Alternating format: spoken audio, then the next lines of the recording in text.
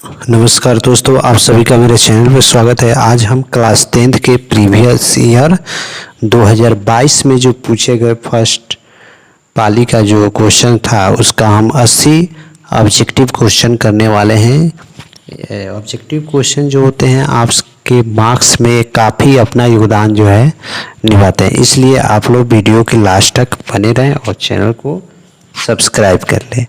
पहला दे रहा है कि नेत्र द्वारा किसी वस्तु का कैसा प्रतिबिंब बनता है। जैसे आप आँख से किसी वस्तु को देखते हैं या किसी को देखते हैं तो कैसा प्रतिबिंब बनता है, इसके बारे में पूछ रहा है। ठीक है, तो नेत्र द्वारा जो है कैसा प्रतिबिंब बनता है इसके बारे में आपसे पूछ रहा है। ठीक है, तो नेत्र द्वारा किसी वस्तु का जो है वास्तविक, उल्टा तथा छोटा प्रतिबिंब बनता है।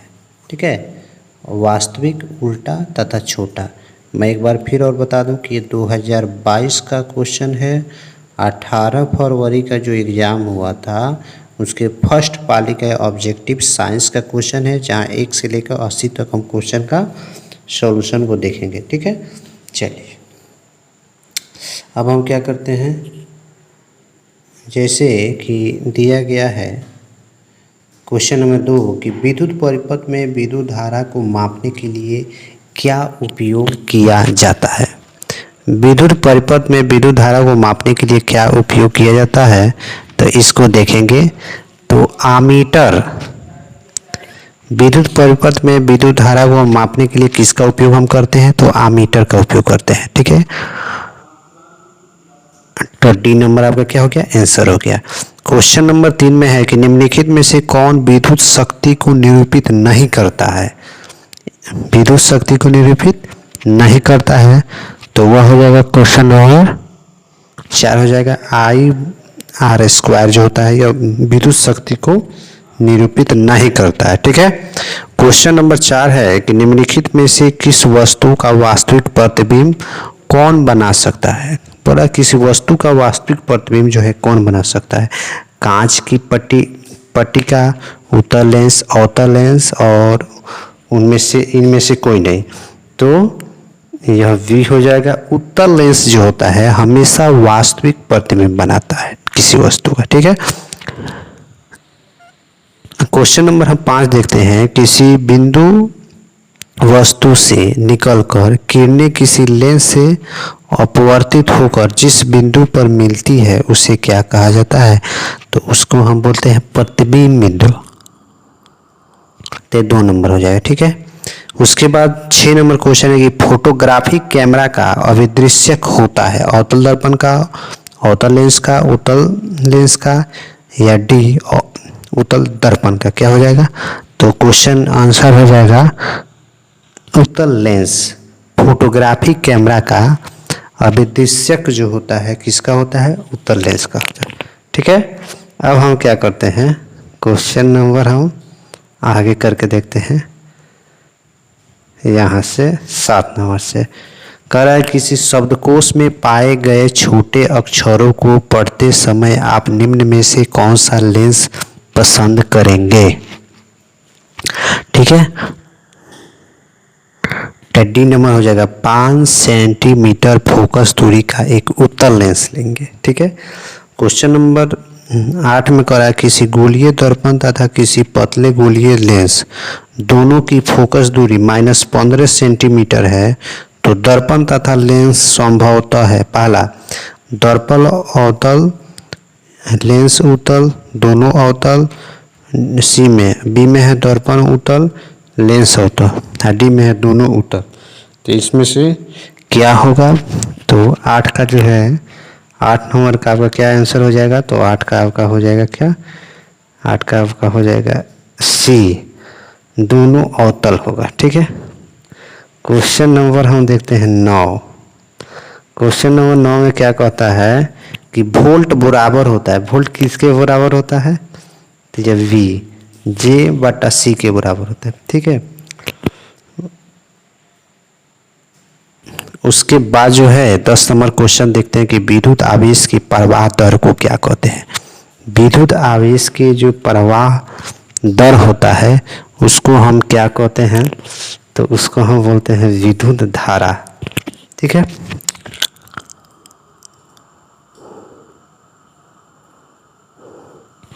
आइए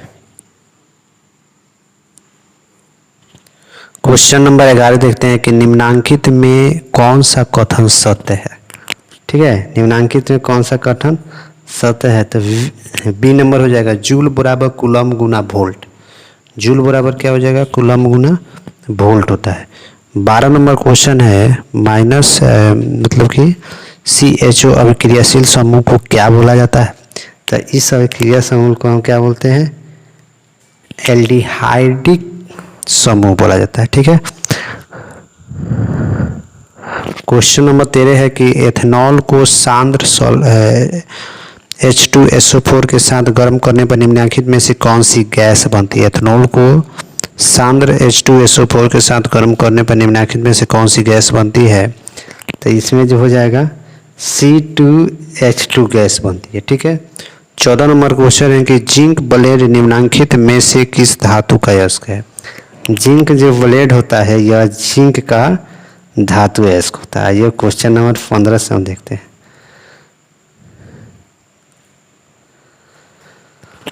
क्वेश्चन 15 में है कि आवर्त सारणी के किसी आवर्त के तत्वों में कौन सा गुण समान होता है। ठीक है, तो यह हो जाएगा डी नंबर, कक्षों की संख्या समान होती है आवर्त सारणी। ठीक है, अब क्वेश्चन नंबर 16 देखते हैं। अभिक्रिया कैल्शियम ऑक्साइड और जल को अभिक्रिया बनाते हैं, तो कैल्शियम हाइड्रोक्साइड किस प्रकार की अभिक्रिया, यह वियोजन है, संयोजन है, योगशील है या प्रतिस्थापन है, कौन सी अभिक्रिया बताना है। ठीक है, तो ये कौन सी अभिक्रिया हो जाएगा, यह संयोजन अभिक्रिया। देखिए यहाँ दो मिलके जो है दो अलग अलग जो है यौगिक मिलके एक यौगिक बनाता है, तो संयोजन हो जाए। वहीं दो एक रहता है दो टूट जाता, तो इसको क्या बोलते हैं, विस्थापन बोलते हैं, प्रतिस्थापन बोलते हैं। ठीक है, क्वेश्चन नंबर 17 हम देखते हैं क्या कहता है कि जल का घुलनशील भस्म कहलाता है। जल का घुलनशील भस्म को क्या कहा जाता है, तो क्षार कहा जाता है। जल में घुलनशील भस्म को क्षार कहा जाता है। सोडा एस का रासायनिक सूत्र क्या है। सोडा एस का रासायनिक सूत्र जो होता है यह हो जाएगा आपका यह सोडियम कार्बोनेट हो जाता है। ठीक है, कौन सा हो जाता है, सोडियम कार्बोनेट। निम्नलिखित में से कौन विजातीय यौगिक है। क्वेश्चन नंबर 19 में बोल रहा है कि निम्नलिखित में से विजातीय बताना है कौन सा है, तो प्लास्टर ऑफ पेरिस हो जाएगा।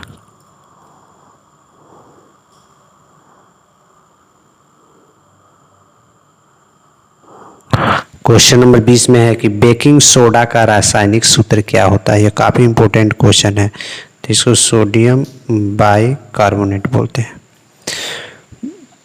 21 में निम्नलिखित में से कौन संक्षारक अम्ल है। 21 में संक्षारक अम्ल क्या होता है, सल्फ्यूरिक अम्ल को संक्षारक अम्ल बोला जाता है। मिल्क ऑफ मैग्नीशिया का pH मान क्या होता है, यह हो जाएगा 10.5। मिल्क ऑफ मैग्नीशिया का pH मान कितना, 10.5 हो जाएगा। सल्फर के संयोजित सेल में इलेक्ट्रॉनों की संख्या कितनी होती है। सल्फर के संयोजित सेल में इलेक्ट्रॉनों की संख्या जो होती है कितनी होती है, तो 6 होती है।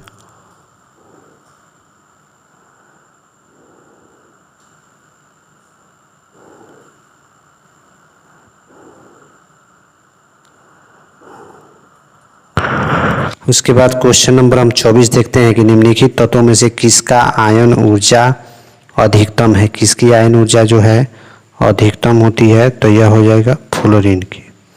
25 में निम्नलिखित में से कौन सा मात्रक वाट W के बराबर होता है। वाट W के बराबर होता है, तो जूल पर सेकेंड होता है।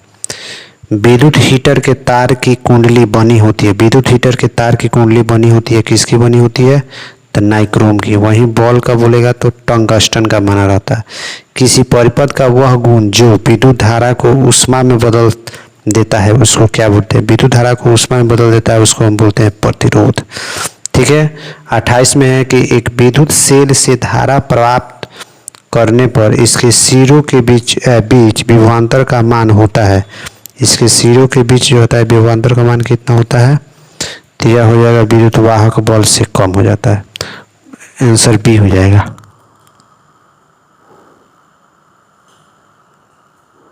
उसके बाद क्वेश्चन नंबर 29 में दे रहा है कि अनवीकरणीय ऊर्जा का स्रोत कौन सा है। अनवीकरणीय ऊर्जा का स्रोत बताता है 29 नंबर जो क्वेश्चन है उसमें अनवीकरणीय, तो कोयला जो हो गया अनवीकरणीय है। वैसा चीज़ें जो क्या हो समाप्त हो जाती है उसको अनवीकरणीय कहते हैं, जो समाप्त नहीं हो उसे नवीकरणीय का, जैसे पवन, जल, सूर्य जल्दी समाप्त नहीं हो सकता है, ठीक है, तो ये सब नवीकरणीय हो जाएगा। लेकिन जो समाप्त हो जाता है उसको क्या बोलते हैं, अनवीकरणीय। किस में बोलता है कि तरंगध्वज को सामान्यतः व्यक्त किया जाता है। तरंगध्वज को क्या चीज में हम व्यक्त कर सकते हैं, तो मीटर में। तरंगध्वज को क्या चीज में व्यक्त कर सकते हैं, मीटर में, ठीक है। यह हो जाएगा आपका कितना नंबर, ए नंबर।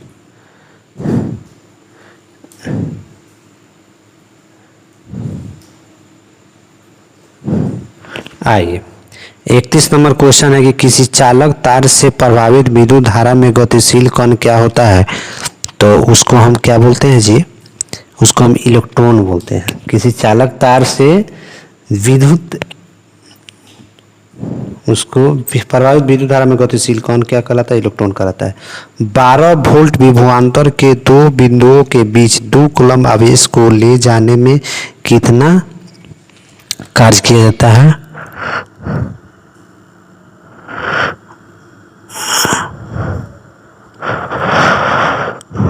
तो 32 का कितना नंबर हो जाएगा, 32 का आपका हो जाएगा डी, अर्थात 24 जूल हो जाएगा। मेंडल ने अपनी अनुवांशिकी प्रयोग हेतु किस पौधे का प्रयोग किया था, तो 33 में आपका क्या हो जाएगा, सी। किस प्रकार के श्वसन से अधिक ऊर्जा मुक्त होती है,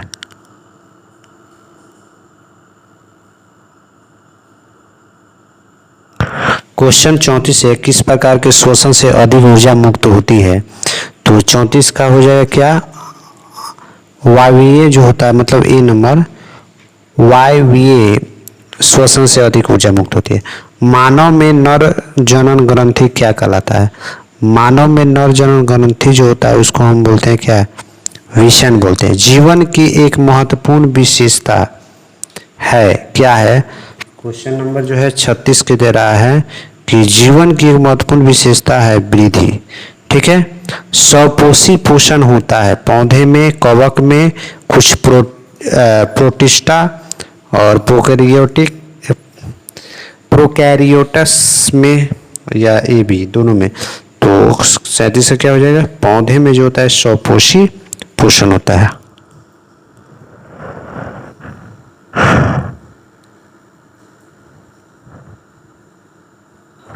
उसके बाद क्वेश्चन नंबर 38 है कि ग्लाइकोलाइसिस होता है, क्या ग्लाइकोलाइसिस जो होता है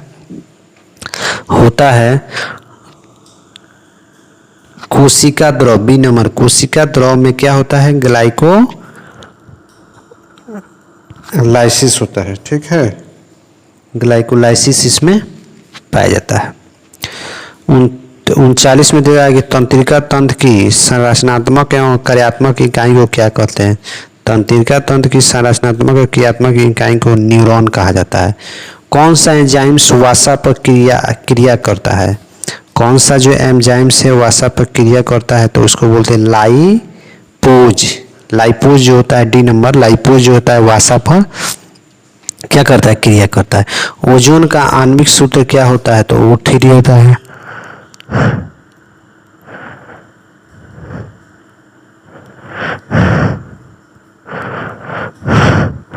पीएच का कौन सा मान क्षारक विलयन को निरूपित करता है, 42 नंबर है।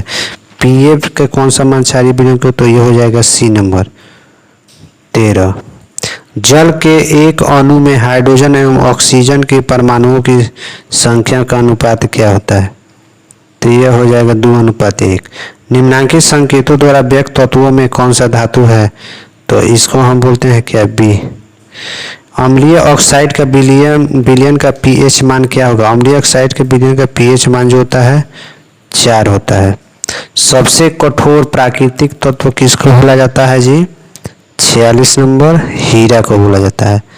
सिल्वर आयोडाइड का रंग कैसा होता है?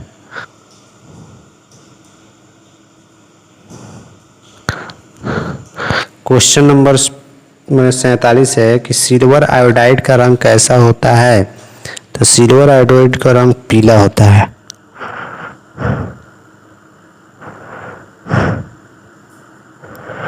क्वेश्चन 48 है कि श्वसन किस प्रकार की रासायनिक अभिक्रिया है? श्वसन किस प्रकार? तो ऊष्माक्षेपी है। पौधे में जनन अंग कहाँ पाए जाते हैं? 49 नंबर क्वेश्चन है कि पौधे में जनन अंग बताना है, तो पुष्प में पाए जाते हैं। 50 में है कि मस्तिष्क का कौन सी भाग शरीर की स्थिति तथा संतुलन का अनुरक्षण करता है? तो यह हो जाएगा आपका बी नंबर, अनुमस्तिष्क करता है।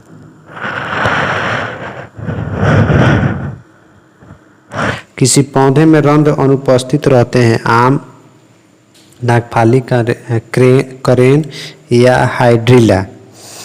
51 नंबर क्वेश्चन का हो जाएगा हाइड्रिला में जो है अनुपस्थित रहते हैं, रंध्र नहीं होता है। ठीक है,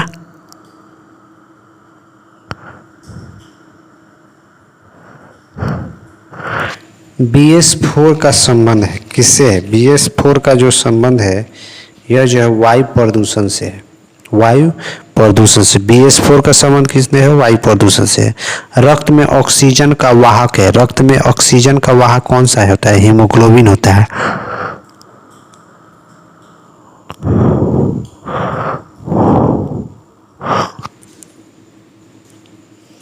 अब क्वेश्चन नंबर 54 देखते हैं कि निम्नलिखित में से किसे वर्थ हार्मोन्स कहा जाता है? वर्थ हार्मोन किसको कहा जाता है?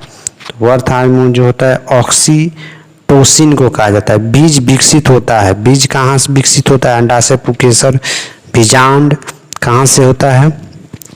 तो बीजांड से बीज जो होता है विकसित होता है। या क्वेश्चन करते बीजांड से क्या विकसित होता है? तो बीज ग्रहणी भाग है। ग्रहणी भाग क्या होता है इसको बताना है। ग्रहणी भाग जो होता है छोटी आंत होती है। तालाब किस प्रकार की पारिस्थितिक तंत्र है? तालाब जो है प्राकृतिक पारिस्थितिक तंत्र है। 58 है कि निम्न में से कौन पारिस्थितिक तंत्र में अधिकतम संख्या में मौजूद है? 58 नंबर में ए नंबर हो जाएगा उत्पादक।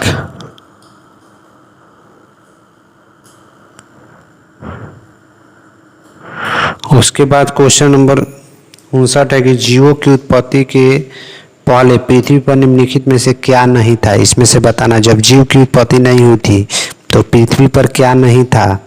ठीक है, इस चीज़ को बताना है।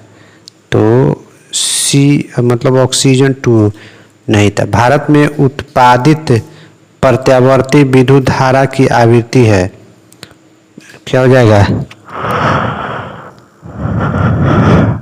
डी नंबर में हो जाएगा 50 हर्ज हो जाएगा। 61 कह रहा है कि 1 माइक्रो एम्पियर विद्युत धारा है। 1 माइक्रो एम्पियर विद्युत धारा है किसका? 10⁻⁻6 A। नरोदा नाभिकीय विद्युत संयंत्र किस राज्य में स्थित है? उत्तर प्रदेश में। स्पेक्ट्रम प्राप्त करने के लिए किसका उपयोग होता है? स्पेक्ट्रम को प्राप्त करने के लिए किसका उपयोग हम करते हैं? तो प्रिज्म की।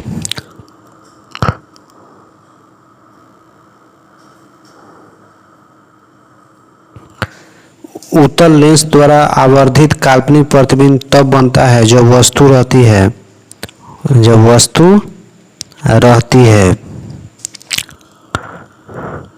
फोकल और लेंस के बीच होती है। आवर्त सारणी के प्रथम आवर्त में तत्वों की संख्या कितनी होती है? आवर्त सारणी में तो 2 होता है। निम्नलिखित में से 66 नंबर, निम्नलिखित में से किसे इलेक्ट्रॉन को बाहर निकालना सबसे आसान है? किससे जो है इलेक्ट्रॉन को बाहर आसानी से हम निकाल सकते हैं? तो एम हो जाएगा। द्वितीय आवर्त में तत्वों के लिए कौन सा सेल बाह्यतम सेल होता है? L cell. संतृप्त हाइड्रोकार्बन श्रेणी के सदस्यों को क्या कहा जाता है? संतृप्त हाइड्रोकार्बन के सदस्यों को क्या कहा जाता है? क्वेश्चन नंबर कितना था? क्वेश्चन नंबर था 68। क्वेश्चन नंबर 68 का हो जाएगा क्या नंबर? एल्केन हो जाएगा।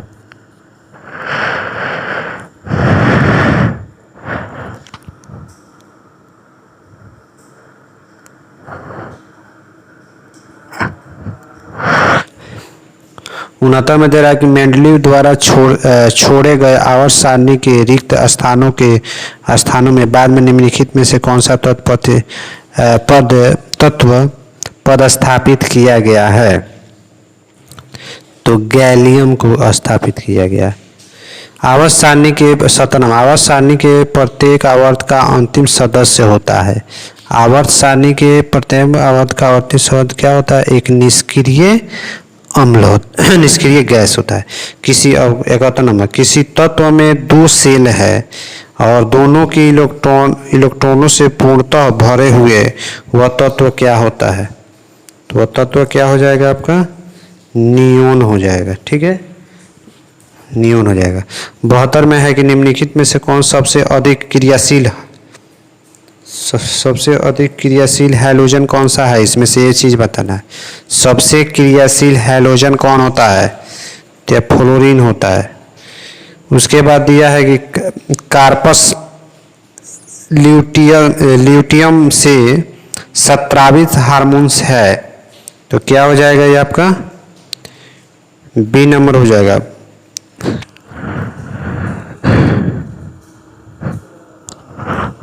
बी नंबर हो जाएगा इसका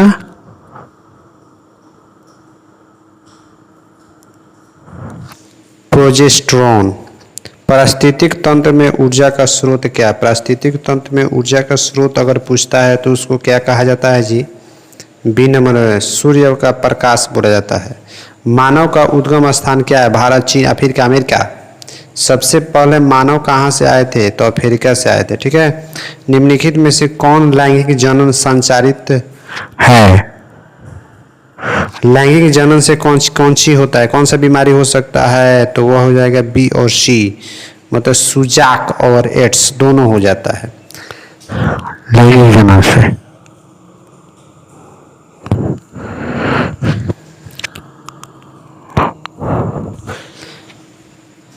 मानव गुर्दे का आकार होता है।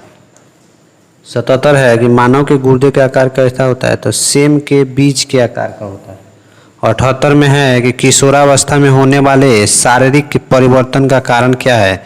Testosterone, estrone, thyroxine. ठीक है, या ए और डी दोनों होता है। एक टेस्टोस्टेरोन होता है, एक एस्ट्रोजन होता है। एक जो होता है किस में पाया जाता है? एक लड़का में पाया जाता है, एक लड़की में पाया जाता है। ये दोनों होता है तब जाके शारीरिक परिवर्तन होता है। 79 में कह रहा है कि परिपक्वता की अवधि को क्या कहते हैं?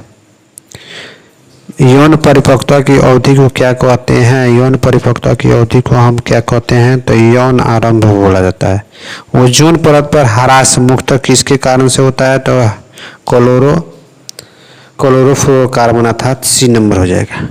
जो लोग चैनल पर नए हैं, चैनल को सब्सक्राइब नहीं किए, कृपया चैनल को सब्सक्राइब करो और सारे प्रीवियस ईयर 2011 से लेकर 2024 तक के जितने प्रीवियस ईयर, सारे प्रीवियस ईयर के यहाँ पर सोल्यूशन कराया जाएगा, मैथ हो साइंस हो दोनों का। इसलिए आप लोग चैनल को सब्सक्राइब करें, लाइक करें और जो बच्चे पढ़ रहे हैं आपके अगल बगल में उनको भी बताएं।